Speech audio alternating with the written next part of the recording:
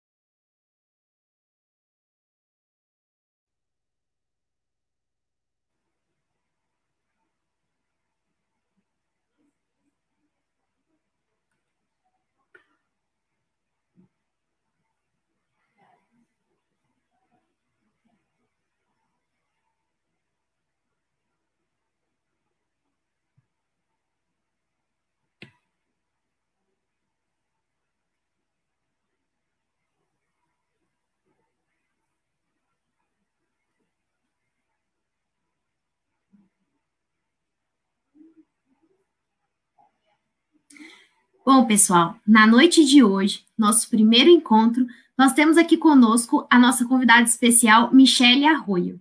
Michele é presidente do Instituto Estadual do Patrimônio Histórico e Artístico de Minas Gerais, o IFMG. E nosso bate-papo, nós vamos tratar um pouco sobre o que é o tombamento e sobre o processo de tombamento do centro histórico da nossa cidade de Perdões. Apenas para nos atualizarmos, em outubro de 2016, Michele deliberou junto ao IEF de Minas Gerais a abertura de um processo de proteção do Centro Histórico de Perdões, para fins de inventário do patrimônio cultural, ou seja, um tombamento do Centro Histórico de Perdões a nível estadual. Então, a previsão de conclusão de tal processo está prevista para o ano de 2021, quando dará a nota sobre o deferimento ou indeferimento da deliberação.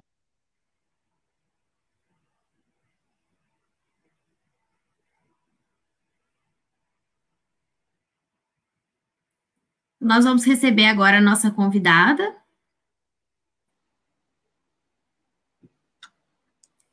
Boa noite, Michele. Seja muito bem-vinda. Nós gostaríamos de agradecer a sua disponibilidade em participar do nosso evento. É um prazer, né, estar te recebendo de forma online para participar com a gente. Boa Muito noite, obrigada. Michele. Com muita alegria que nós te recebemos, é uma honra tê-la participando com a gente aqui deste fórum e está falando de uma coisa que nós amamos muito, que é o patrimônio de nossa cidade. Seja bem-vinda, Michele. Muito obrigada, Juliana. Muito obrigada, Bruno. Primeiro, eu queria agradecer a vocês por esse convite, por essa oportunidade, né, de trazer um tema tão importante, né, que é a discussão da proteção da nossa memória, dos nossos lugares de referência, da nossa história. E, como você bem colocou, né, a ideia não é só preservar o passado, mas é possibilitar a vivência no presente dessas histórias para a construção de novas histórias. Então, eu queria agradecer demais e espero poder contribuir nessa noite, né? Não apenas com o trabalho e com a luta de vocês, mas também com o trabalho do IEFA, né, de proteção de perdões. Queria, assim, agradecer demais pelo convite, agradecer ao professor Ângelo Osvaldo, que possibilitou essa ponte e teve, né, aí o ano passado com vocês, eu tive a honra, né, e mais do que isso, né, a possibilidade de estar junto com o Ângelo Osvaldo, quando secretário de Cultura, ele à frente da Secretaria de Cultura do Estado, e eu trabalhando já no IEFA. Então, o Ângelo é um professor e está com ele, né, nesses processos de proteção do patrimônio cultural, de defesa da cultura, tanto nacional, estadual, quanto dos municípios. É um processo muito rico, de muito aprendizado, e eu agradeço demais o Ângelo por ter feito essa ponte, né? O Ângelo também foi o responsável, né, por trazer o Dom Miguel alguns anos atrás, né, e a gente poder, então, conversar sobre Perdões e outras cidades aí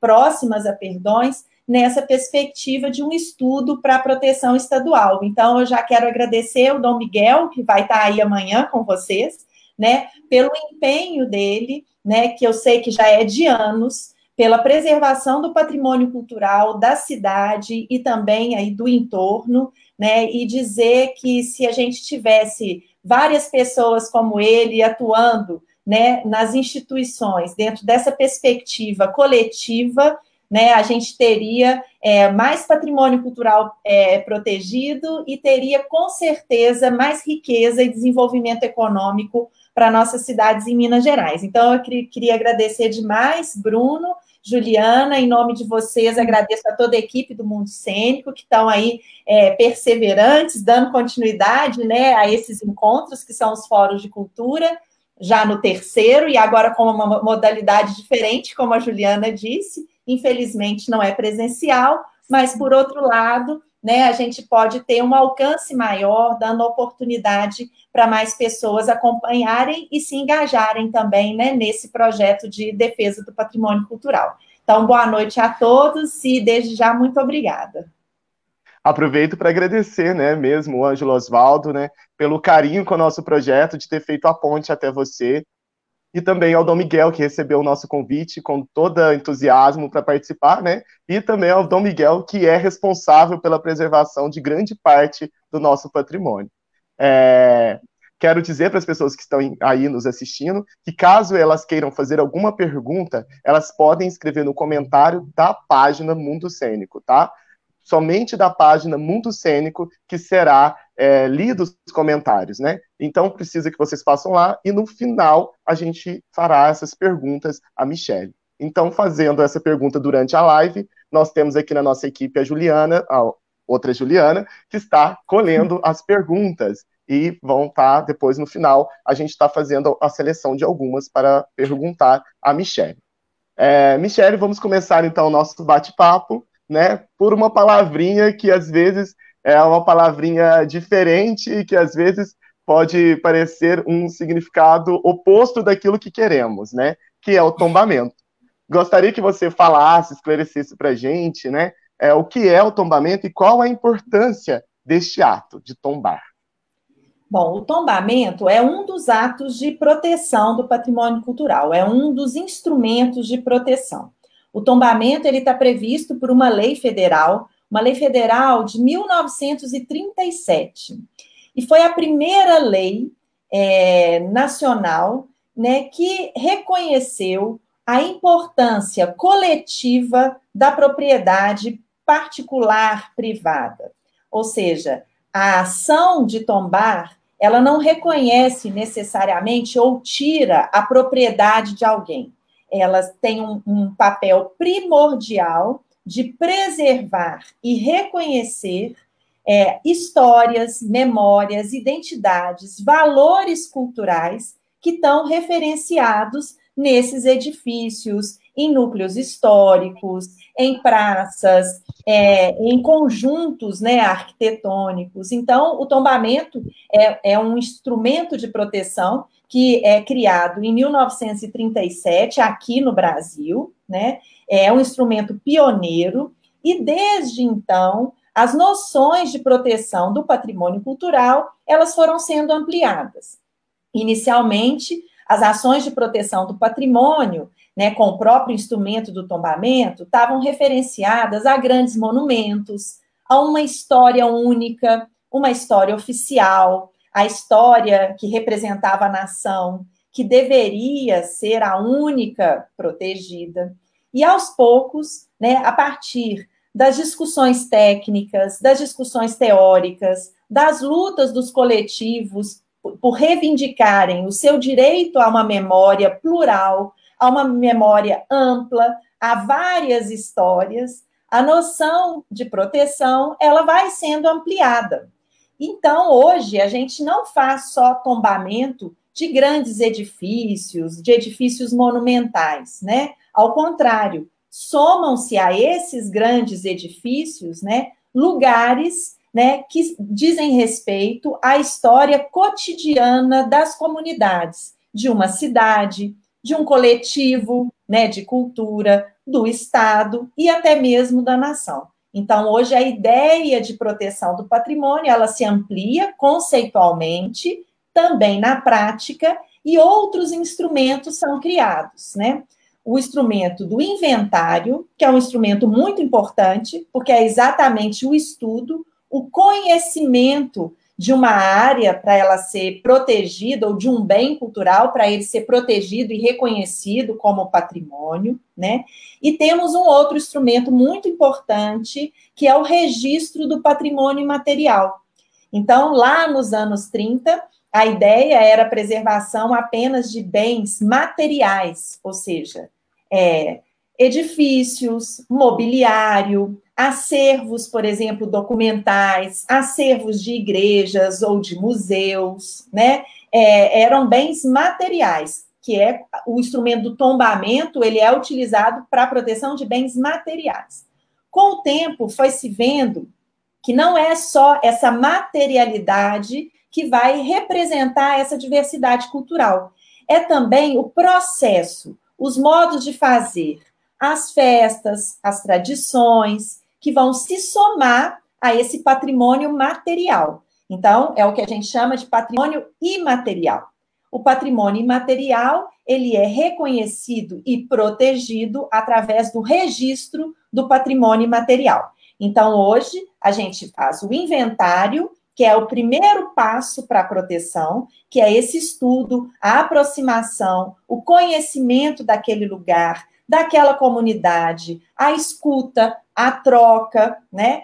Para depois se formular a proposta de proteção, que pode ser o tombamento de bens materiais ou pode ser o registro do chamado patrimônio imaterial. Pode ter as duas coisas ao mesmo tempo? Sim, e é o que a gente procura, porque o patrimônio, ele nunca é só material ou imaterial. Uma festa, por exemplo, como a Folia de Reis, que é uma festa tradicional relacionada à devoção, ela está também relacionada a bens materiais, as roupas, a representação das cores, as máscaras, os instrumentos que são utilizados. Então, a gente tem o bem imaterial e também temos os bens materiais. Da mesma forma, um centro histórico, um núcleo histórico de uma cidade, ele vai ter os edifícios, mas ele vai ter também histórias, memórias que vão estar relacionadas a esse bem material. Festas que acontecem, encontros, usos tradicionais que aconteceram naqueles locais, né? Então, hoje, o ideal é que a gente construa a proteção do patrimônio pensando na sua materialidade e imaterialidade. Então, é tombamento e registro, se possível, os dois caminhando juntos. Obrigada pela resposta, pelo esclarecimento. E ainda sobre o tombamento, quais são as obrigações e os deveres de quem possui um patrimônio tombado? Bom, seja o patrimônio tombado ou o patrimônio registrado, né? Nós temos aí uma parceria, né, vamos dizer assim, uma construção conjunta que vai envolver o órgão que vai fazer a proteção, por exemplo, no caso, o IEFA, quando a gente vai fazer uma proteção estadual, o órgão municipal de patrimônio, né, que pode ser dentro de uma secretaria de educação ou dentro de uma secretaria de cultura, ou dentro de uma secretaria de cultura e esportes, aí vai depender da configuração, né, de cada município, e, principalmente, a articulação com a comunidade. Então, os direitos e os deveres, os benefícios e os ônus, né, eles devem ser compartilhados por todos numa ação contínua de compreensão dessa proteção e de preservação desse patrimônio cultural. Quando eu falo ação contínua, eu estou querendo dizer que hoje, quando a gente faz o tombamento, ou o registro, a gente não preserva 100% aquela edificação ou aquela prática cultural da maneira que ela era há 100 anos atrás, há 200 anos atrás ou há 50 anos atrás. Ao contrário, o grande desafio dessa gestão compartilhada é a gente compreender as necessidades e manter as principais referências, mas possibilitar a ressignificação desse patrimônio. Então, por exemplo, se eu tenho uma edificação que é tombada, né, dentro de um núcleo histórico, eu não posso descaracterizar esse imóvel, demolir esse imóvel, sem antes fazer a conversa e a articulação com os órgãos de proteção. O órgão municipal de proteção, o Conselho Municipal de Proteção e também, no caso, se for uma proteção estadual, o órgão estadual de proteção e também o Conselho Estadual. Qual vai ser o papel dos órgãos de proteção? Dizer que não? Não. O papel é achar uma solução. Ou seja, eu quero pintar a minha casa de tal cor. Qual vai ser o papel do órgão? É dizer, sim, essa cor está perfeita. Se você quiser usar uma tonalidade um pouco diferente para valorizar os elementos, por exemplo, né, decorativos que tem na fachada, a sua edificação vai ficar ainda mais bonita. Se você usar o tipo de tinta tal, ela vai durar mais tempo. Então, os órgãos de patrimônio, eles vão ajudar o proprietário, né, a proteger e preservar esse patrimônio cultural. Por exemplo, eu preciso de fazer um banheiro dentro da minha casa, porque ela só tem um banheiro, eu quero ter outro banheiro. Então, esse projeto vai ser elaborado e nós vamos encontrar a melhor forma, né, de fazer um novo banheiro ou reformar o banheiro existente, né, mantendo as características que motivam a proteção do patrimônio cultural. Pode mudar o uso. É uma residência originalmente, mas eu quero transformar numa escola de línguas, por exemplo. Pode mudar o uso, né? Então, isso tudo é possível, desde que a gente concilie as mudanças com a preservação do que é essencial, mais importante. Eu gosto de citar que também o patrimônio imaterial, ele passa por esses processos. Por exemplo, o queijo artesanal, né, de leite cru, característico de Minas Gerais, e que a gente tem o registro do modo de fazer o queijo da região do Cerro, que envolve 12 municípios, né? Para adaptar a produção desse queijo às normas sanitárias, para que aqueles produtores pudessem vender esses queijos em outros estados, vender em espaços, por exemplo, como supermercados, o modo tradicional teve que passar por algumas adaptações para atender às normas sanitárias.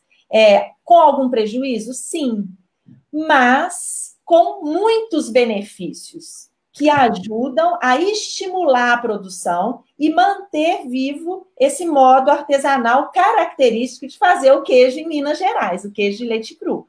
Então, agora, por exemplo, na época, teve que substituir aquela forma antiga, né, de madeira, né, que a gente conhece, que aí é o patrimônio imaterial com o patrimônio material, teve que substituir a forma por uma forma de plástico, né? Hoje, já são feitos estudos, inclusive com referências de outros países, que é possível manter a forma, né, de madeira, né, com determinados cuidados para garantir a qualidade sanitária desse produto para consumo, né? Então, provavelmente, daqui a pouco tempo, nós vamos conseguir avançar e retornar com o uso da madeira, por exemplo, nessa fabricação.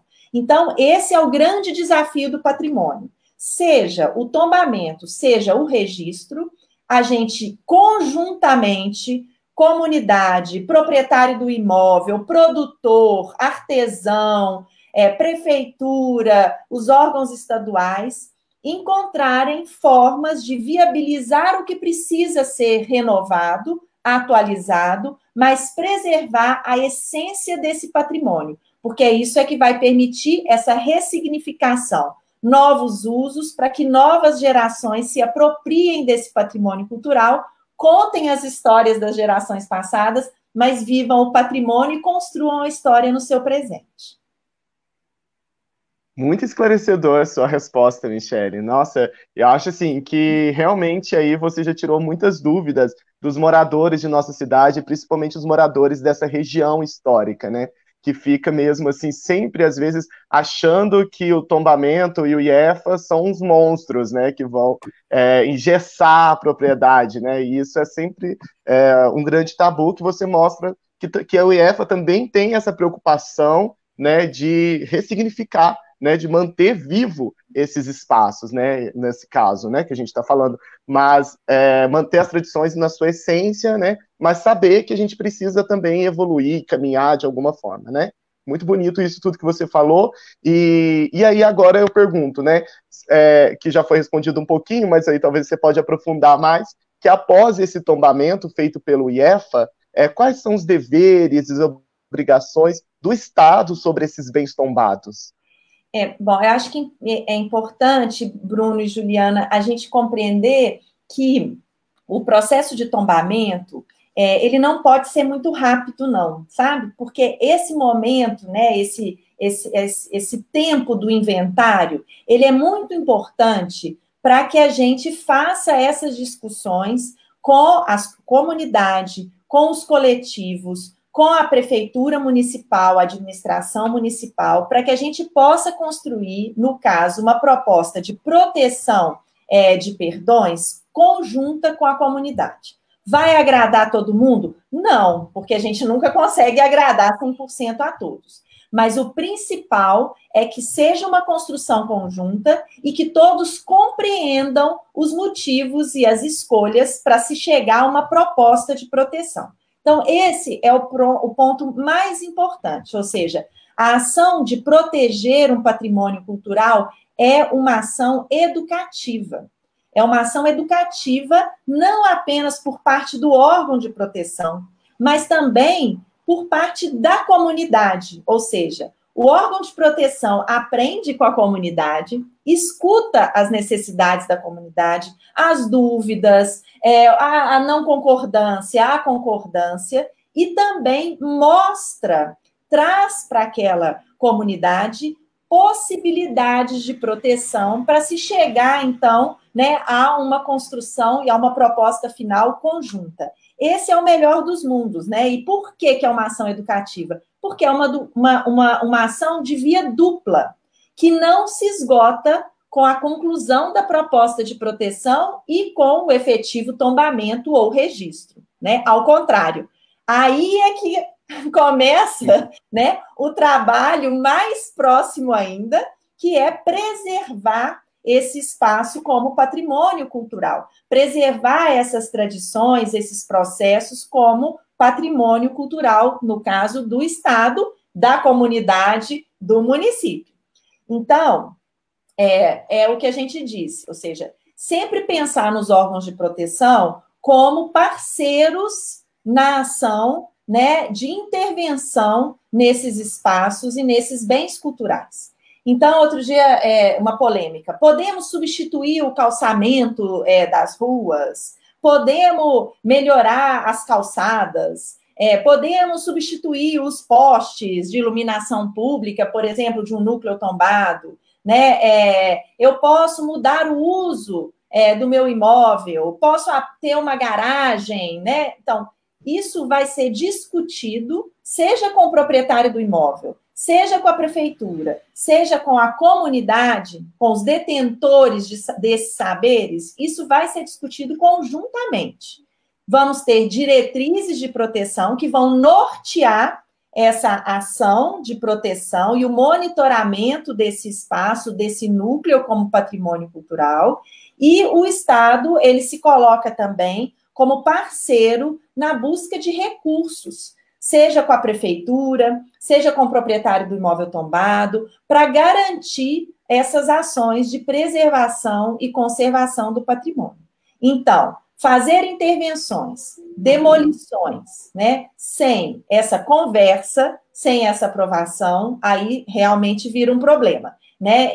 Fazer demolições clandestinas para evitar a proteção ou tombamento do imóvel vira um problema, porque aí é um desrespeito não apenas com os órgãos de proteção que estão fazendo essa escuta para a construção conjunta, como é um desrespeito para a coletividade, para a sociedade do município, né, de Perdões, no caso. Então, é muito importante que tudo seja conversado e que a gente encontre conjuntamente as soluções para as demandas que cada um, individualmente ou coletivamente, vai ter em relação a esse espaço. Então, é muito importante entender que os órgãos são parceiros para encontrar soluções possíveis para a melhor forma de ocupação, modernização e uso, né, desses espaços. É possível construir edifícios novos? Sim, é possível. Nós vamos ter bens que têm maior valor, maior centralidade, que são mais representativos, e esses bens, eles dependendo do tamanho do terreno que tem ao lado, vão poder sim ter acréscimos. Nós temos casas, por exemplo, que eram residências e que foram acrescidas, por exemplo, na parte do fundo do terreno para virar um centro cultural e ter um espaço a mais para garantir a fruição, ou uma área de exposição, ou um pequeno auditório, por exemplo. Nós temos comércios, né, que vão usar a parte da frente de uma edificação tombada e, se existir espaço, vão ampliar áreas, né, para o fundo, por exemplo, para ampliar esse comércio, para ter mais espaços, por exemplo, para salas de aula, ou para ter espaços para exposição de produtos para venda, né, o escritório da mesma forma, né, você pode adaptar uma casa, né, para ser escritório, pode ampliar essa casa se o terreno permitir, né? E novas edificações, independente desses bens que têm maior valor no conjunto, também podem acontecer. Elas não têm que ser réplicas das edificações tombadas e protegidas especificamente, mas elas têm que agregar valor àquele conjunto. Nós não vamos, né, pensar na construção de um imóvel mais ou menos, né, muito feio, né, de uma cor estridente, que vai tirar a harmonia, né, daquele lugar, daquele espaço, a ambiência daquele espaço. Então, por exemplo, a gente tem que enxergar que aquela edificação foi construída em 2020, mas ela vai ter um afastamento, que vai seguir, por exemplo, o mesmo alinhamento das casas daquela rua, ela vai ter uma altura compatível, né, com as outras casas que estão ao lado, para não tirar a insolação, para não tampar uma janela do imóvel que tem uma proteção especial, para ela ser inserida como uma edificação de 2020, mas de forma harmônica dentro daquele contexto. Então, isso tudo é possível. E aí vocês vão me perguntar assim, o que a cidade ganha? A cidade ganha em turismo, a cidade ganha em atividades econômicas que hoje são o grande foco, né, de retorno econômico para todos os municípios de Minas Gerais. Então, hoje nós temos pedidos de municípios para serem reconhecidos como patrimônio cultural e prefeituras que estão investindo exatamente para ampliar o turismo. E aí, quando a gente fala ampliar o turismo, não necessariamente, por exemplo, no núcleo de Perdões. Você pode ter, dentro do município, atividades, por exemplo, voltadas, né, para um turismo de aventura ou um turismo rural, né? Mas as pessoas que vão se hospedar numa fazenda, né, elas vão querer ir até o núcleo histórico de Perdões se elas souberem que o núcleo histórico é protegido. Elas vão querer procurar lá naquele núcleo histórico um restaurante especial que elas possam estar ali com a família. Elas vão querer procurar um centro cultural, um espaço que conte a história da cidade. Elas vão querer visitar a igreja, elas vão querer estar ali no momento de uma festa típica do município, vão querer procurar as doceiras, a culinária tradicional e poder comprar, o artesanato local. Então, tudo isso gera renda e emprego para a cidade. Por isso, hoje, cuidar da nossa cidade como patrimônio cultural da comunidade, do município e do Estado é um valor agregado que, se a gestão pública compreender isso e conseguir conversar e convencer a comunidade, em pouco tempo o retorno econômico é bastante significativo. Mais uma vez, né, esclareceu bastante coisa para a gente, acho que ficou bem mais claro que é tudo feito em conjunto, que não é um lado fazendo uma coisa e outro lado fazendo outra, né, e você chegou a comentar que é um processo longo para poder fazer esse tombamento que é uma decisão que também envolve o município e tudo mais, mas eu queria que você esclarecesse um pouco mais sobre como são realizados, né, os estudos para determinar se algo deve ou não ser tombado, e no caso de cidades, centros históricos, inclusive o nosso Centro Histórico de Perdões, como é determinada qual que é a área do tombamento? Como eu coloquei para vocês, antes da gente fazer o tombamento ou o registro, a gente faz um inventário, tá? Então, o inventário da cidade de Perdões, do ponto de vista desse patrimônio material, do que a gente convencionou chamar, né, que seria o núcleo histórico da cidade, ele parte, sim, da praça, a Praça Doutor Zoroastro Alvarenga, né, que é o lugar de maior centralidade e referência histórica da comunidade, a princípio, tá? Nós podemos né, encontrar outras áreas também que têm essa centralidade, mas então nós partimos dessa área e irradiamos, né, para as ruas principais, né, que vão ali em direção um pouco acima, né, da estação ferroviária. Então, a gente pegou a rua Mariana Pinheiro, a rua Cristiano Pereira dos Santos, a rua Sá Fortes, Avenida Getúlio Vargas e a rua Coronel Augusto Alvarenga. Então, desse núcleo, a gente irradiou, né, por essas ruas, que são os principais trajetos, os principais acessos que vão fazer esse caminhamento da comunidade até esse lugar de referência e vice-versa. E provavelmente estão relacionados também à lógica de construção e crescimento da cidade, né? Então, existe também um estudo histórico, né, que vai ser feito a partir dessa identificação hoje do que é esse lugar de centralidade, de referência para a cidade. E aí eu destacaria mais 2 eixos importantes, né? Na Praça Zoroastro, além de outras edificações que são referenciais, a gente tem a Igreja Matriz, né? Que é uma igreja bastante referenciada e frequentada pela comunidade local. Ela é uma igreja importante, né, de 1870, do final do século XIX. É um barroco tardio. Então, vocês imaginam que ela foi construída em 1870. 20 anos depois, né, 20 e poucos anos depois, a cidade de Belo Horizonte, como nova capital de Minas Gerais, estava sendo construída. E uma cidade planejada, inspirada na arquitetura de Paris, de outros grandes centros urbanos, na arquitetura eclética.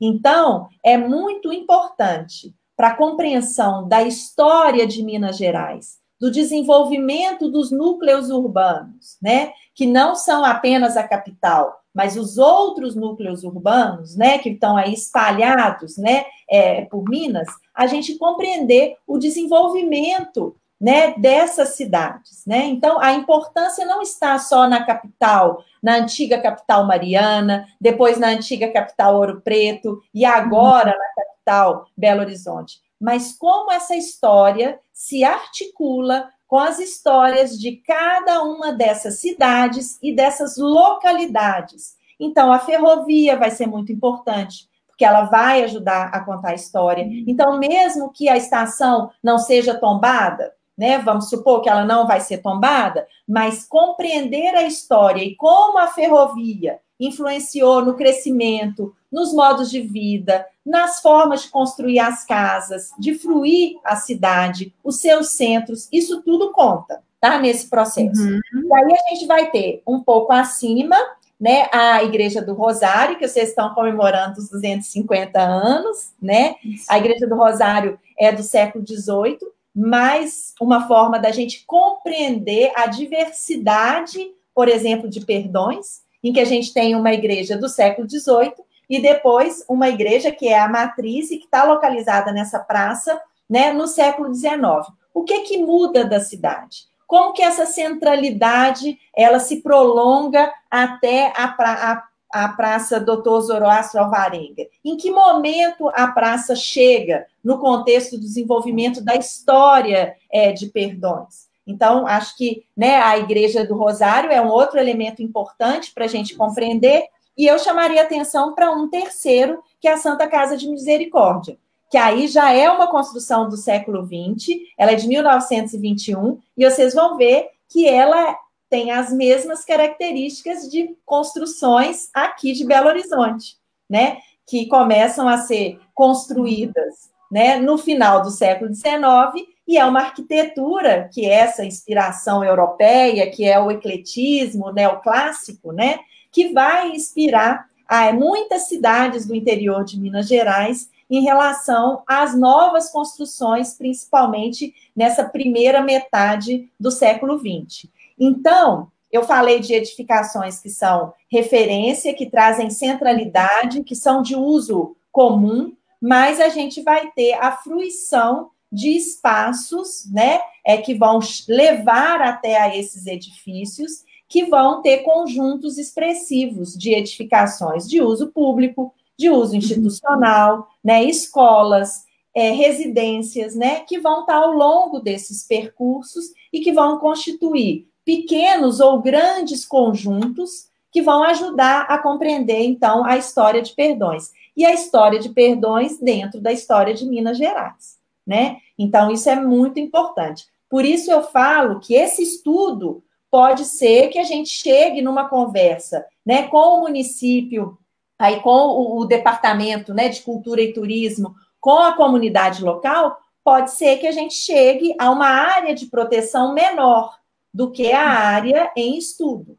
E pode ser que a área de proteção do município já seja maior do que a própria área que vai ser proposta pelo IEFA. Então, uma proteção não inviabiliza a outra, ao contrário, as duas caminham juntas com focos, né, na questão municipal, especificamente, e no caso do Estado, né, os valores municipais, eles são trazidos também para um diálogo de referência para a história do Estado de Minas Gerais. Então, esse perímetro, que é um perímetro de monitoramento de estudo, ele pode ser, sim, diminuído, né, ao final, né, da conclusão do inventário, para que, então, leve ao Conselho Estadual a proposta de proteção.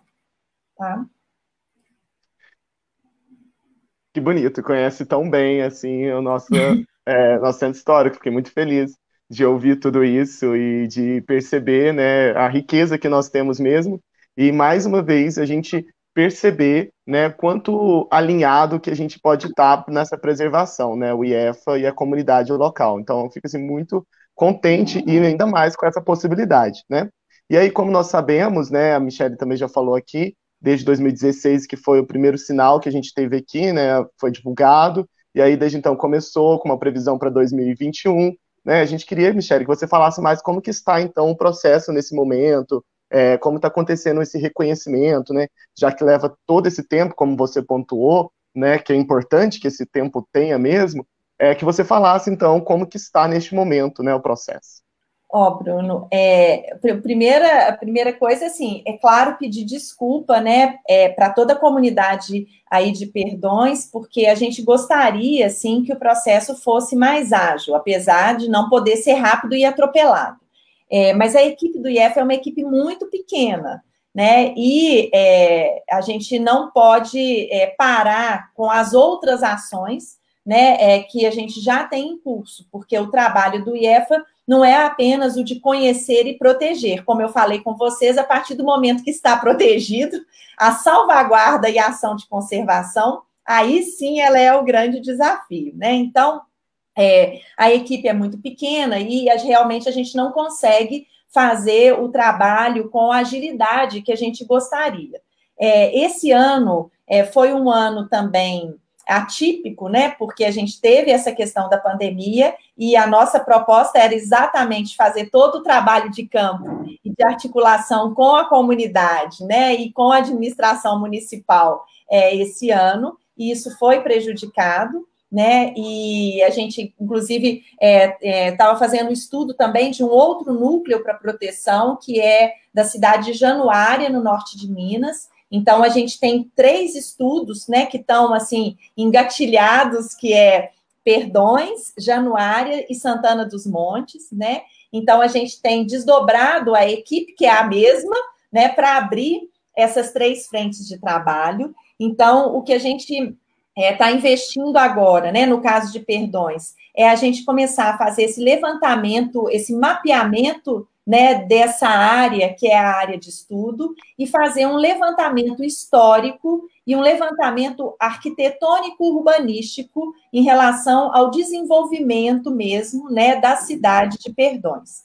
Isso a gente faz, né, com uma equipe de arquitetos, urbanistas e de historiadores. E quando a gente, então, vai à cidade, é importante que a gente já tenha essas referências históricas construídas, para a gente iniciar um processo de escuta da comunidade que vai trazer para a gente novas referências, né? Então, além da consulta nesse momento ao acervo documental, bibliográfico, né, que a equipe do IEFA já vem fazendo como levantamento sem ser um trabalho de campo, quando a gente for fazer o trabalho de campo, a gente vai, sim, ter que fazer uma articulação grande com a comunidade.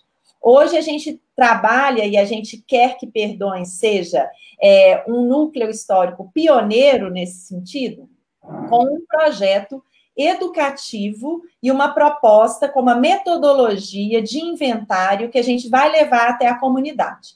Então, provavelmente, a gente vai ficar alguns dias em Perdões, né, com a equipe que vai se somar também, né, a diretoria de conservação e restauro, a diretoria de proteção e memória e a diretoria de promoção, para que a gente também inclua, né, os sociólogos, né, e antropólogos nesse processo, os educadores, né, e a gente faça um trabalho conjunto com a comunidade. Então, é um processo participativo, é uma metodologia de inventário participativa, em que a gente vai, então, conversar com a comunidade e já apresentar para eles quais são esses mapas.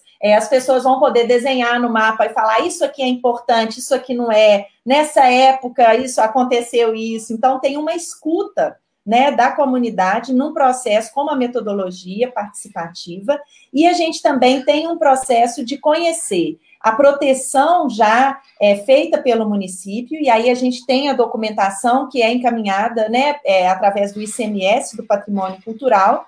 Então, a gente levanta toda essa documentação também, entende o que já está protegido pelo município e faz uma conversa também de afinamento para entender se o município tem um plano diretor, tem um código de posturas municipal, se tem uma lei de uso e ocupação do solo, para a gente entender qual é a proposta da prefeitura e também da Câmara de Vereadores, né, para o desenvolvimento urbano da cidade. Então, é extremamente importante que a proteção municipal e estadual considerem o desenvolvimento urbano, a potencialidade do desenvolvimento urbano, sem descaracterizar essas referências que nós juntos vamos construir e vamos entender que são as mais importantes. Perdões tem muita área para crescer, Perdões tem áreas que podem ser novas urbanizações, né? Então, a gente não pode matar a galinha dos ovos de ouro.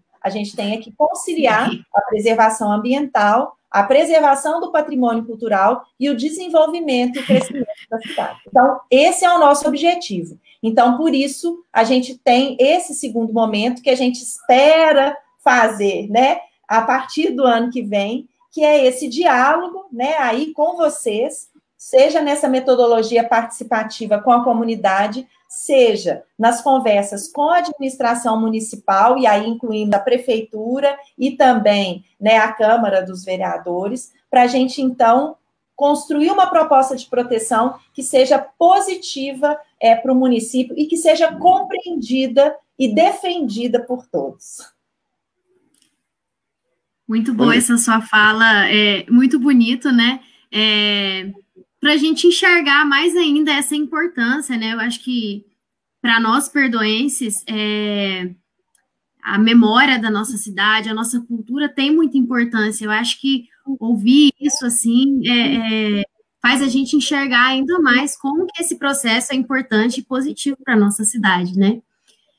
Bom, e agora eu queria saber o seguinte: na carta de deliberação do CONEP número 09 de 2016, há um trecho que diz o seguinte: na intervenção no interior do centro histórico, demolição, reforma, nova edificação ou pavimentação deverá ser previamente aprovada pelo IEFA-MG.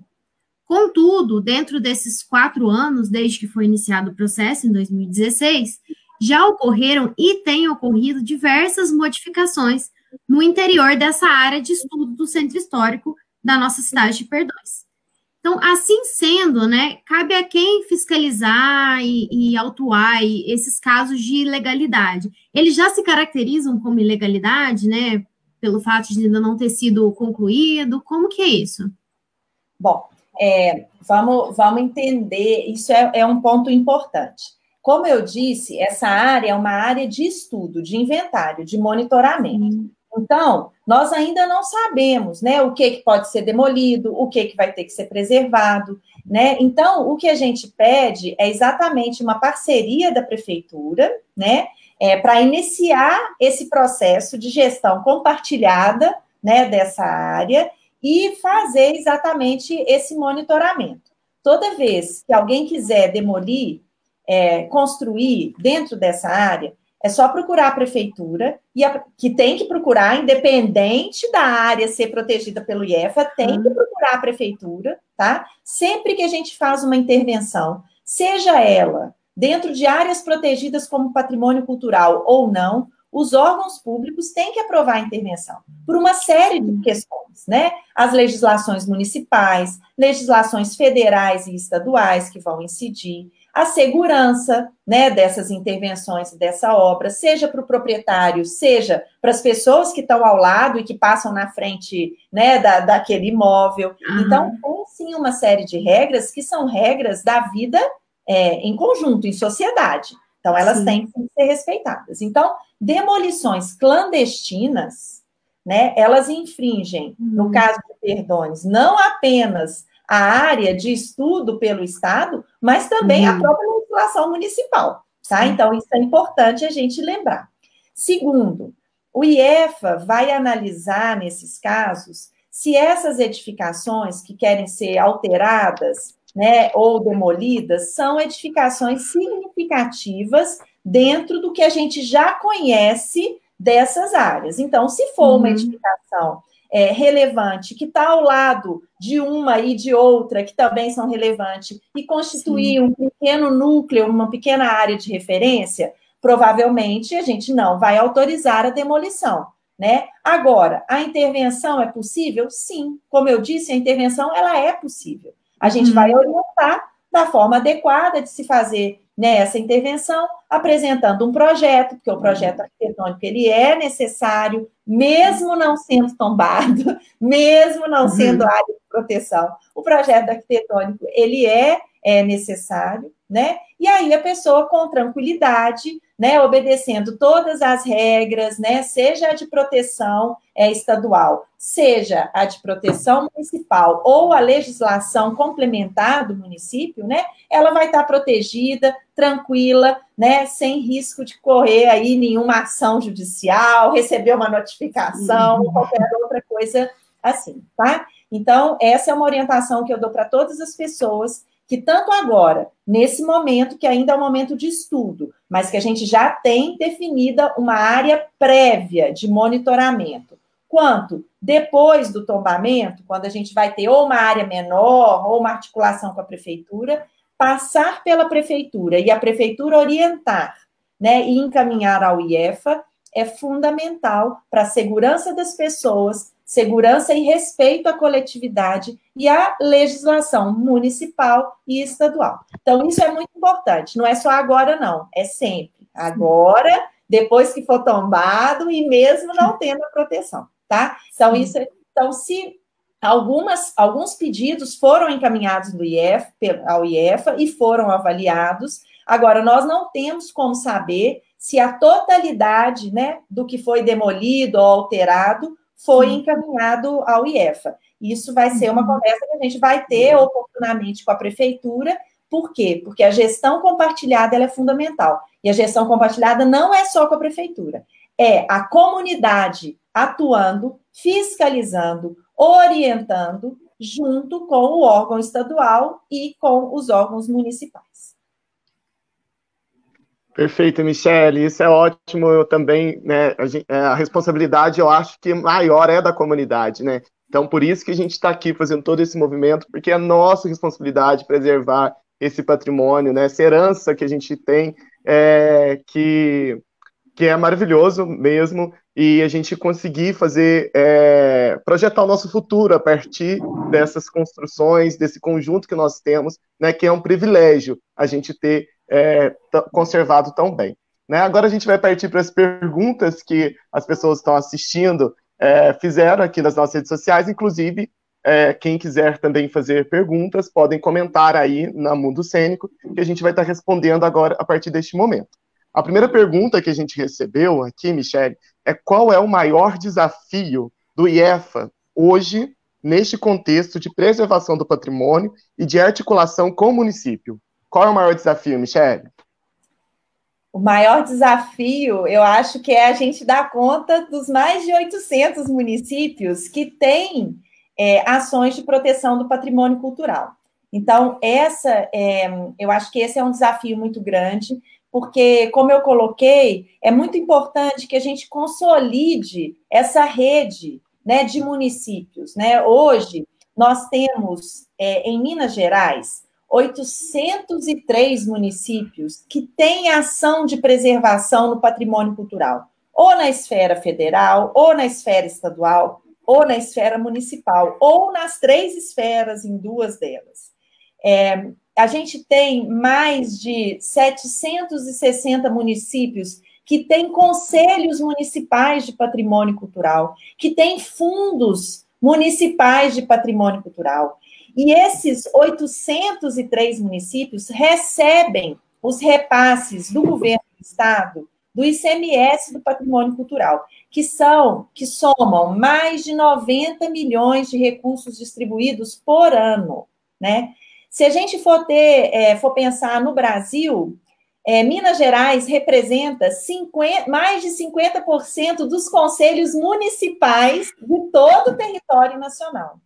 E, com certeza, Minas Gerais vai se afirmar, tem se afirmado como um estado pioneiro e à frente em relação ao turismo cultural para Minas Gerais, para o Brasil e para o mundo.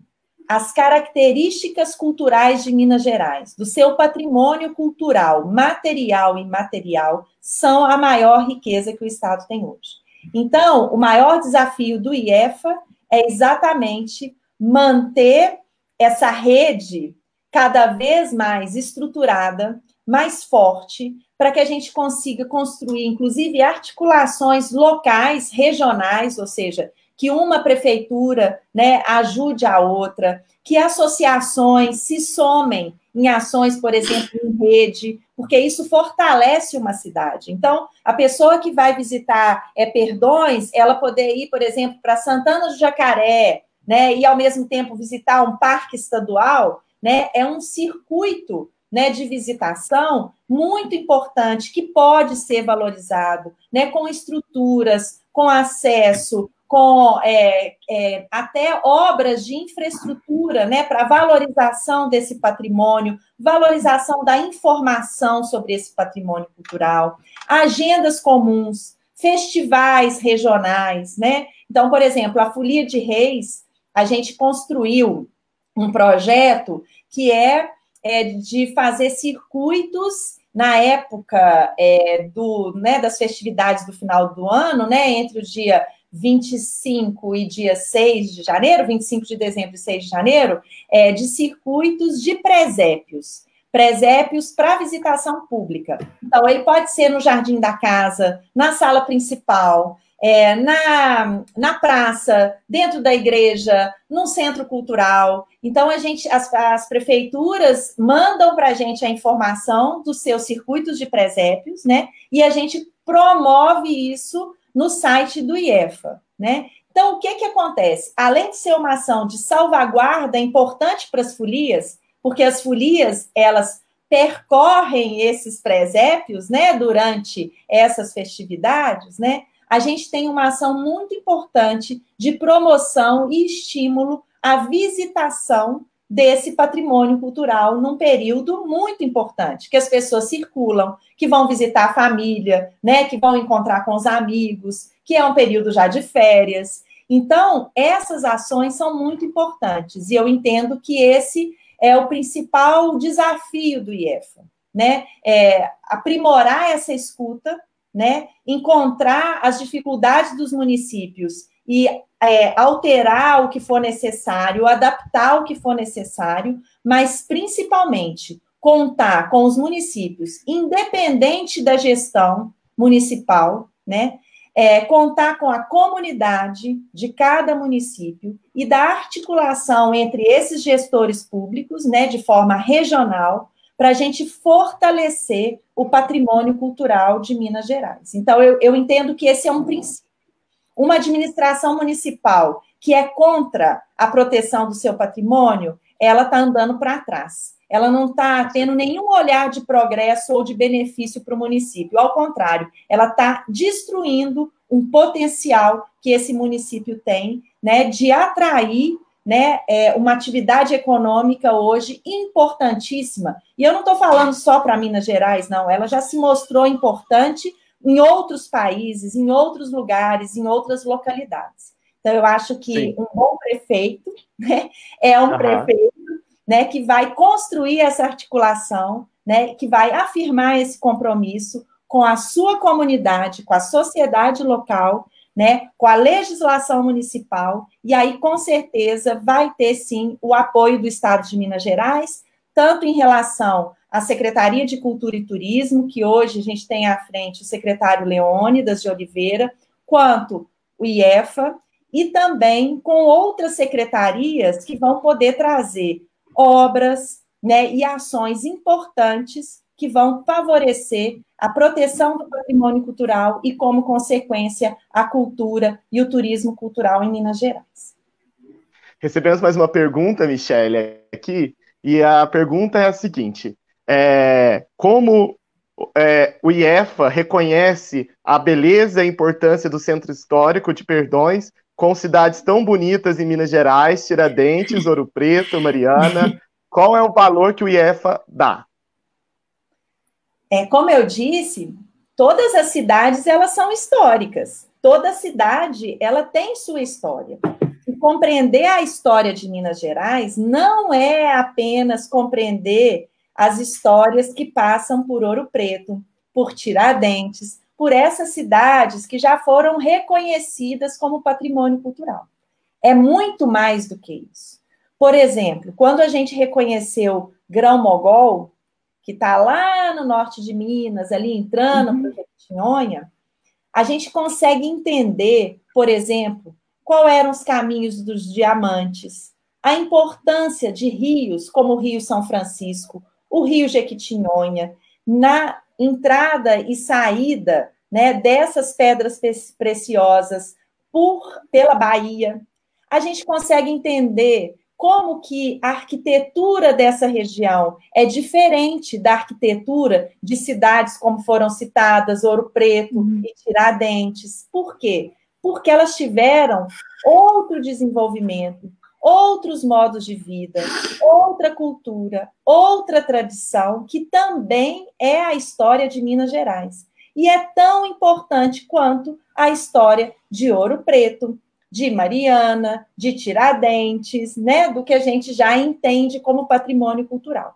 Então, por isso, reconhecer Perdões como patrimônio cultural é compreender não apenas a história de Perdões, mas a história de Perdões para a história de Minas Gerais, para essa região como um todo. Então, esse é o papel da ação de proteção do patrimônio, é desvelar, descortinar essa diversidade histórica que constrói a nossa identidade como Minas Gerais. Certo. Michele, a terceira pergunta nossa, existe algum incentivo fiscal para proprietários de bens tombados? Sim, é importante a gente entender que as instâncias de proteção, elas trabalham, né, com arrecadação, né, de acordo com o vínculo que elas têm. Então, por exemplo, no governo federal, você faz a proteção de um município, de uma edificação, não tem como você dar isenção de IPTU. Por quê? Porque a proteção ela é federal. E o imposto, o IPTU, ele é municipal, né? A não ser que o município, né, tenha uma lei que diga que vai dar a isenção de imposto municipal para o tombamento federal ou estadual. Então, no estado, né, o imposto que é recolhido é o ICMS. Então, eu não tenho como dar isenção do ICMS para uma edificação tombada, porque não necessariamente ela paga o ICMS, né? Então, nós temos que compreender. Por isso é importante a articulação com o município. Provavelmente, a proteção que o IEFA vai fazer é de uma área que já é protegida pelo município. Então, o município pode, sim, dar a isenção de IPTU, seja pela proteção municipal, seja pela proteção estadual. Agora, a gente tem um instrumento muito importante, né, que são as leis de incentivo à cultura. No caso do Estado, a lei de incentivo à cultura estadual, ela tem duas modalidades. Ela tem o proprietário que pode entrar com um projeto, por exemplo, de restauração da sua casa ou de adaptação ao novo uso, que envolva também anexos e tal. E ele pode entrar tanto na modalidade do fundo, que aí recebe o recurso a fundo perdido, lógico que é um recurso menor, porque aí ele vai estar mais limitado, ou ele pode entrar na outra modalidade, que é a de fomento, ou seja, de patrocínio, em que ele vai ter o projeto dele aprovado e uma empresa que paga ICMS para o Estado pode reverter o que ela pagaria de imposto para o Estado para a obra de restauração que teve o seu projeto aprovado na lei estadual. Então, a isenção, ela não é para o proprietário do imóvel tombado, é para a empresa que paga o ICMS, que vai patrocinar a restauração desse proprietário, ou seja, vai deixar de pagar o imposto e vai reverter esse dinheiro para a obra de restauração. Da mesma forma, para atividades culturais, etc, etc. Então, eu acho que esse é o principal mecanismo. Ele é um pouquinho complicado? Porque você tem que apresentar o projeto, você tem que comprovar que gastou o dinheiro corretamente, porque é um dinheiro público, né, que está deixando de ir, né, para o Estado e que está sendo revertido para uma ação de interesse público, de uma política estadual, mas é uma possibilidade, sim, de incentivo para reformas, projetos e usos desses espaços, né? Então, eu chamaria atenção para essa ação como uma ação importante. E é importante a gente lembrar também que dentro da ação do ICMS do patrimônio cultural, os municípios recebem um recurso do Estado que são depositados nos fundos, né? São depositados nas contas dos municípios, que muitos deles repassam para os fundos de patrimônio cultural. E esse dinheiro, então, ele vai ser, sim, aplicado nas ações de promoção, restauração do patrimônio cultural do município, seja ele tombado pelo município, seja ele tombado pelo Estado, né? Então, é importante a gente dizer, por exemplo, no caso de Perdões teve um salto muito significativo, e aí é importante a gente parabenizar a equipe do Departamento Municipal de Cultura e Turismo. Perdões recebeu em 2019 uma pontuação de 12,8, em 2020 de 13,59 e em 2021 vai receber uma pontuação de 16,55, já com a totalidade de pontuação em quase todos os quadros, né, que representam a ação da política de proteção do município. Então, isso a comunidade tem que acompanhar, né, e tem que, sim, se articular com o município para construir projetos de incentivo para restauração, para uso cultural dos bens que são protegidos, tá? Então, isso é importante divulgar para que todos aí se apropriem dessa ação e construam isso junto com a administração municipal. Com certeza. Eu vou pedir... Pode falar, Ju. Eu só queria pedir um esclarecimento, mais ou menos a respeito do que ela estava falando, mas uma dúvida que eu tenho. Se tiver algum imóvel que é tombado e que esteja comprometido, que possa cair mesmo, assim, esteja com laudo, vamos dizer assim, que ele corre o risco de cair. Como que é esse procedimento? Vamos supor que o dono do imóvel não tem como arcar com uma reforma, com a manutenção. Como que o IEFA procede nessas situações? Nesse caso, o proprietário do imóvel tem que comunicar isso imediatamente à prefeitura e, se for um bem tombado pelo Estado, também ao Estado. É feito um levantamento, o proprietário ele tem que declarar, né, que não tem condição financeira de manter o imóvel, e aí vai ser feita uma avaliação.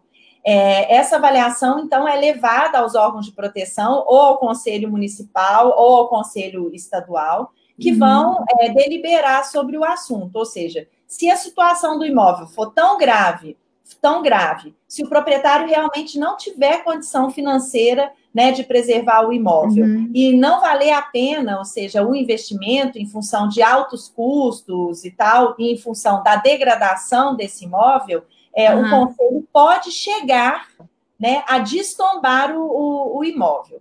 Mas esse é um caso muito, muito, muito extremo, né? Normalmente, o que é feito é tentar achar uma solução e conseguir o recurso, seja através da lei de incentivo, por exemplo, né, que eu citei, ou de recursos do Estado ou do município, do Fundo Municipal de Patrimônio, ou um recurso do próprio Estado, que vai fazer os reparos, ou emergenciais, ou as obras de restauração na totalidade do edifício. Tá? Então, obrigada, a gente vai orientar, por exemplo, fazer uma ação de escoramento para evitar que o imóvel deteriore mais ainda, achar uma solução de elaboração de projeto e depois fazer a obra prioritária, por exemplo, o telhado, que aí segura, né, amarra e segura a edificação, e aos poucos ir fazendo a restauração do imóvel, né? Então, isso é possível, né? E só nos casos extremos é que a lei prevê, por deliberação dos órgãos de proteção, um destombamento. Agora, se o Estado ou o município fizerem a recuperação desse patrimônio e depois se verificar que o proprietário tinha condição de manter e que ele estava apenas deixando o imóvel cair exatamente para deixar de, né, a proteção, aí pode ter também ação judicial contra o proprietário, tá? Então, é muito importante que isso seja feito com toda a segurança, né, e respeito possível. Claro. Certo, Michele, para nossa última perguntinha aqui, né, que a gente recebeu, existem parcerias e projetos entre o IEFA de Minas Gerais e a Secretaria de Estado de Educação que buscam maior valorização dos temas de preservação histórica e cultural nas salas de aula? Aí eu completo também, se você tem alguma sugestão de ações que nós, enquanto associação, enquanto sociedade, comunidade, pudesse desenvolver na cidade para que possa contribuir com o trabalho que o IEFA está fazendo, né, e também contribuir com que a comunidade desperte para a importância de preservar essa nossa memória. Com certeza. Essa semana mesmo a gente teve também uma live, uma rodada do patrimônio cultural, que não pode ser presencial e foi virtual, lá no canal do IEFA, sobre exatamente educação para o patrimônio cultural. Então, esse material ele está disponível. Né, quem quiser entrar no site do IEFA e ter acesso, né, a essa formação que foi feita nessa semana, pode ter, sim, acesso. A nossa diretoria de promoção, ela está à disposição, através da Gerência de Educação Patrimonial, para orientar qualquer coletivo, qualquer grupo, escola, né, e associação em projetos desse tipo. É importante lembrar que a prefeitura ela pontua no ICMS do patrimônio cultural com ações de educação para o patrimônio, então é importante também procurar o departamento de cultura para saber quais são essas ações que estão sendo desenvolvidas, exatamente para potencializá-las, propor novas ações e incrementar também essa ação da prefeitura. E o IEFA vai também publicar em breve, virtualmente, e a gente espera também que em papel, um compilado de programas e metodologias de educação para o patrimônio que foram desenvolvidos pelo IEFA ao longo dos seus 50 anos, porque ano que vem o IEFA faz 50 anos, né? E as experiências também que o IEFA teve com os municípios. Então, nós temos, sim, uma metodologia que é utilizada hoje, principalmente junto às escolas, inclusive, que são tombadas, então, é uma ação importante, né, junto aos alunos, os professores, né, lembrando que a gente tem priorizado metodologias que são construídas com os educadores e com processos que também, através da mediação do professor, são construídos junto com os alunos. Então, não tem mais aquela ideia de vamos conscientizar para preservar. Não.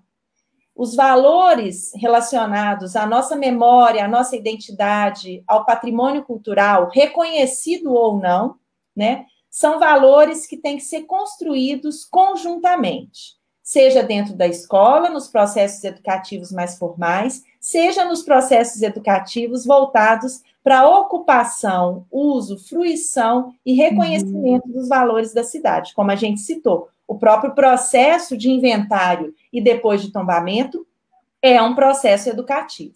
Então, é muito importante que a gente tenha em mente que os educandos, que os professores conhecem, sim, a cidade, têm memórias positivas e negativas em relação aos espaços da cidade, e que o papel dos órgãos de proteção, dos coletivos que buscam projetos assim, é educar o olhar para a preservação da nossa memória, identidade e do patrimônio cultural, seja ele protegido, reconhecido pelos órgãos de proteção ou não, ele pode ser reconhecido pela própria comunidade e ser importante de ser preservado. Então, é muito importante que a gente pense em projetos mais amplos, de uma articulação maior e de uma construção conjunta.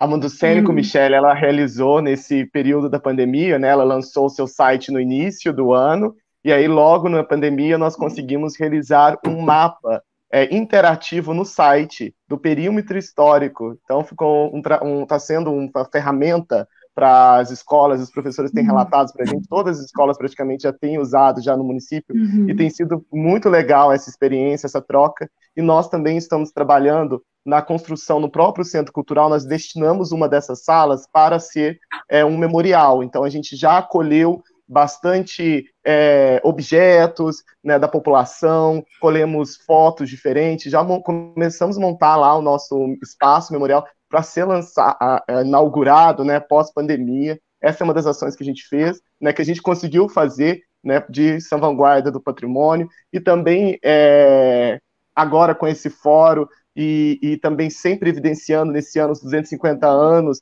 da igreja, né, de Nossa Senhora do Rosário, que é, na verdade, um marco da onde começou a nossa cidade, né? Então, assim, a gente tem um carinho muito grande por esse patrimônio. Eu acredito muito que está no sangue do perdoense, né, no sangue mineiro também, né, se preservar, porque sem políticas públicas nenhuma no nosso município de preservação, e nós conseguimos manter essas construções até agora, né? Então, acho que assim, a gente tem um carinho muito grande por isso, a gente tem páginas de foto no Facebook que as pessoas sempre estão comentando, sempre estão interagindo, então isso é um amor mesmo que a gente tem muito pela cidade. Eu acredito que o reconhecimento vai ser muito bem-vindo, né? Tem um ou outro que às vezes não tem uma aceitação, mas eu acho que essa aceitação é da falta de conhecimento ainda, né? Eu acho que a pessoa... por isso que, para mim, a ideia de fazer essa live e conversar com você é justamente mostrar para essas pessoas que provavelmente vão assistir essa live depois, que vai ficar disponível na internet, para que elas possam esclarecer melhor e ver a gente como amigos, né? Como a gente quer mesmo resguardar esse patrimônio. Então, eu queria muito... assim, E eu acho que a gente isso, eu acho que não existe unanimidade, né? As ações de proteção do patrimônio ou de proteção ambiental, né? Elas sempre são, sim, disputas, né? Eu costumo dizer que a cidade, ela é um território de disputas, né? Fazer a gestão pública, né, tentando articular todos esses valores, é muito desafiador. Mas eu acho que a gente tem que ter em mente quais são os princípios da gestão pública, qual é o papel do gestor público e qual é o papel da comunidade. O Aloysio de Magalhães, que foi presidente do IPHAN, ele falava sempre isso, que a comunidade é a maior guardiã do seu patrimônio cultural. Então, a comunidade, ela tem que se apropriar das ações de proteção, ela tem que se apropriar dos recursos que estão sendo encaminhados à prefeitura, das ações que estão sendo propostas, das mudanças de legislação que estão sendo discutidas na Câmara Municipal, né? E tem que propor, sim, né, ser guardiã desse patrimônio para a construção de ações que sejam efetivamente positivas para a coletividade. O proprietário de um imóvel, às vezes, ele pode não concordar com o tombamento do seu imóvel, mas é importante que ele compreenda por que aquele imóvel está sendo protegido e por que ele é importante para aquela coletividade. Então, esse é o nosso principal papel nesses processos, né, de construção. Por isso, a gente quer que Perdões seja uma referência, né, e que a gente some aí a atuação de vocês, do mundo cênico, com essas ações que vocês estão de parabéns, né, que eu já antecipo mais uma vez, né, o que você relatou agora, Bruno,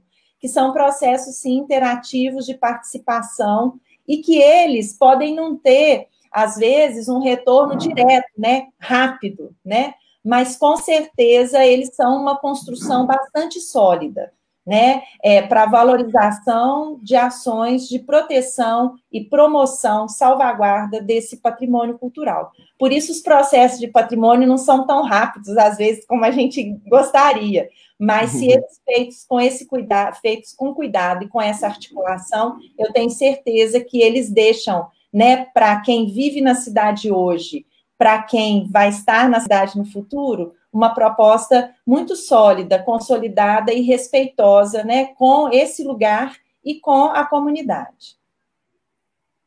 Isso mesmo, muito obrigado, Michele. Gente, eu só queria lembrar para vocês, porque nós falamos muito do tombamento do núcleo histórico, e eu queria falar com vocês que Perdões tem 10 folias cadastradas, 10 folias cadastradas como proteção do patrimônio imaterial do Estado e um violeiro, que provavelmente deve tocar em uma dessas folias ou em mais de uma dessas folias, né? E queria lembrar e até parabenizar a prefeitura que se cadastrou para ter acesso aos recursos da Lei Aldir Blanc. Então, é muito importante que a comunidade, aí, que as folias, que o violeiro, né, e que todos, né, que têm patrimônio cultural protegido, material e imaterial, as associações culturais, né, procurem a prefeitura, né, para garantir a chegada desses recursos e o repasse desses recursos conforme o plano que a prefeitura cadastrou junto, né, ao governo federal, e dizer também que o Estado de Minas Gerais está lançando editais no Arte Salva.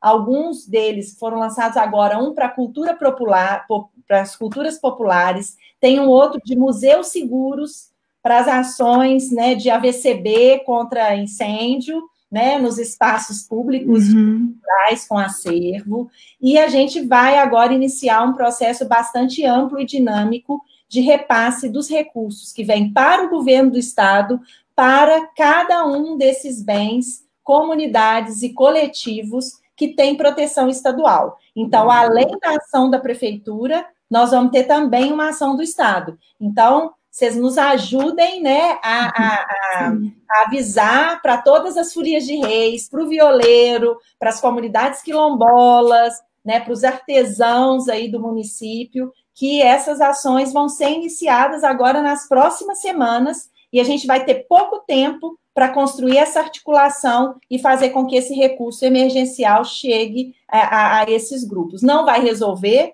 mas eu acredito que vai ser uma ajuda significativa para esse momento aí de dificuldade, né, que todos estão passando.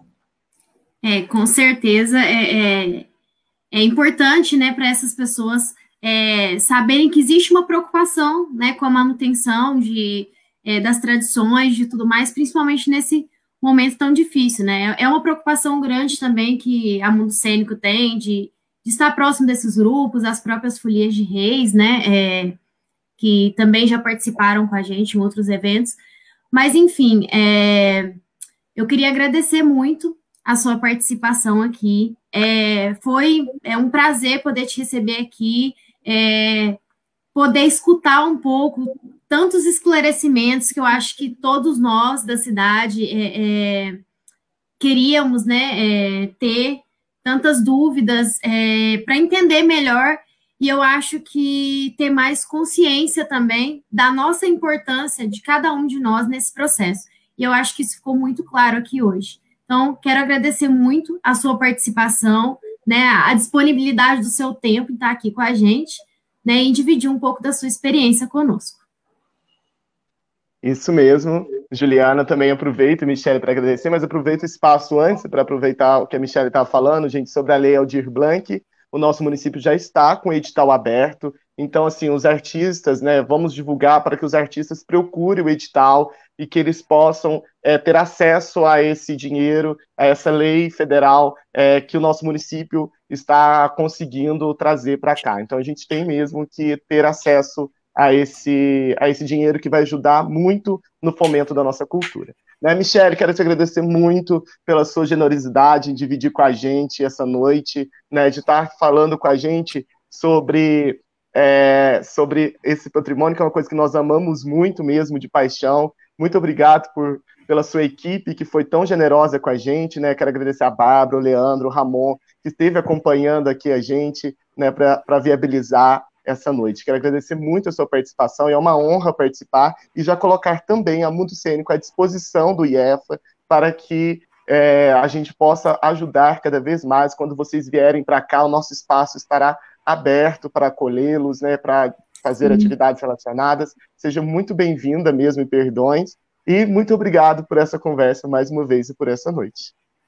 Eu é que agradeço aí a paciência e a atenção de todos que estão nos acompanhando, agradeço muito Juliana, Bruno, que me acompanharam aqui essa noite, e parabenizo mais uma vez pelo trabalho de vocês, tanto nessa ação do Terceiro Fórum de Cultura, como todo o trabalho que vocês vêm aí desenvolvendo, né, em articulação com esse coletivo que é tão importante aí no município, que vem se afirmando cada vez mais. Então, agradecer demais a vocês, a equipe toda que esteve aqui com a gente para viabilizar esse encontro hoje.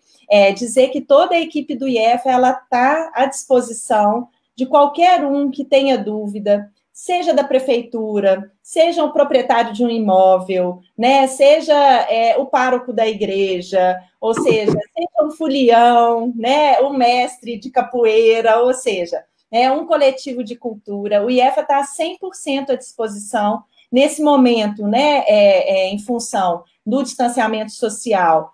Os contatos são todos, né, através dos e-mails que estão no nosso site. Então, qualquer um pode entrar lá e pode deixar sua pergunta, solicitar um esclarecimento, tá? Os projetos, pedidos de intervenção, esclarecimento, também através do site. A equipe está lá pronta para ajudar e para orientar.